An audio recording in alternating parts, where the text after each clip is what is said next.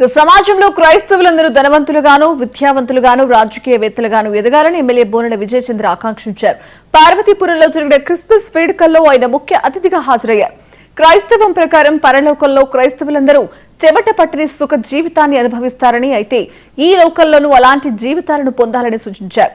ప్రపంచ వ్యాప్తంగా 220 కోట్లకు పైగా క్రైస్తవులు ఉన్నారని ఎమ్మెల్యే వెల్లడించారు. పార్వతీపురంలో క్రైస్తవ సంఘాలన్నీ ఏకతాటపైకి రావడం ప్రశంసనీయమన్నారు.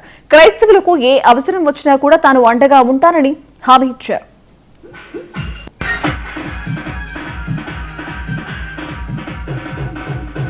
ఒకటి కాదు రెండు కాదు 63 దేశాల్లో ఒక దళితుడిగా పుట్టి ఈ యొక్క సమాజంలో అశ్రుతులు చూసి ఈయన మాట్లాడిన పార్లమెంట్లు ఉన్నాయి.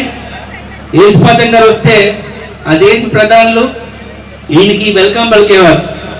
ఇప్పుడే కూడా మన రాష్ట్రంలో ముఖ్యమంత్రులు ఇంతకు ముందు ఉన్నారని ఇప్పుడు ఉన్నారని ఈయన వస్తున్నారంటే అపాయింట్మెంట్ ఈజీగా దొరుకుతుంది. కొన్ని దేశాల్లో జైళ్ళు, మడ్గాస్కర్ అనే ఒక కంట్రీలో జైలు హ్యాండ్ ఓవర్ చేశారు, ఖైదీలు మార్చండి అని. ఇప్పటికి వెళ్ళండి 11 కేర్ మినిస్ట్రీసే నడుపుతున్నాయి జైల్స్.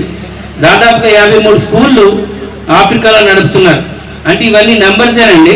అంటే ఒక విషయం చెప్పాలి, 2 డిఫరెన్స్ ఉంటాయి, మాటలకి అలాగే పనులకి. ఈయన దేవుడు ఎన్నుకోబడ్డ ఒక దైవజనుడిగా మీ నమ్మాను. మన నియోజకవర్గానికి రమ్మని నేనే పిలిచాను. ఎందుకంటే క్రైస్తవులో కూడా దేవుడు ఎంత హెచ్చింపు చేస్తాడు.